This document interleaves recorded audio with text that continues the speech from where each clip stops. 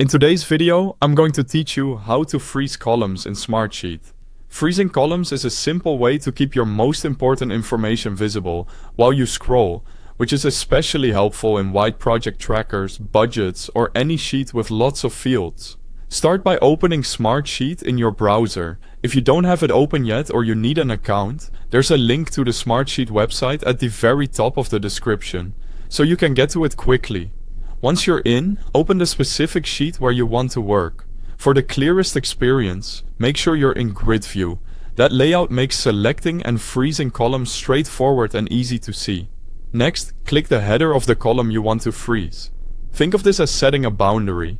When you freeze a column, everything to the left of that selection will remain visible as you scroll horizontally, so choose the column that makes the most sense as your anchor. For many people, that might be a task name or an ID that you want to keep in sight at all times.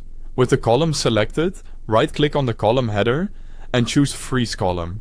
You'll notice a visual cue indicating the frozen area, and as you scroll to the right, those columns stay locked in place. This is a great way to keep context while exploring details farther across the sheet. If you want to freeze multiple columns, select the rightmost column you want included in the frozen area, then right-click and choose Freeze Column again. Smartsheet will freeze that column and all columns to its left as a group.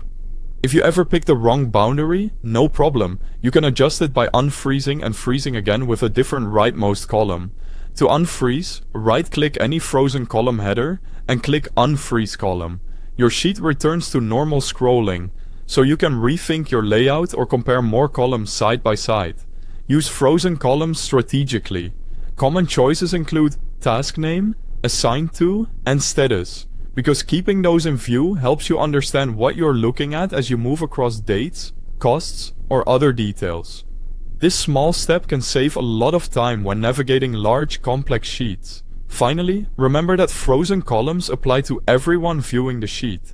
If you're collaborating, it's good practice to leave a quick note in comments or use an add mention to let teammates know why you changed the layout and how to use it.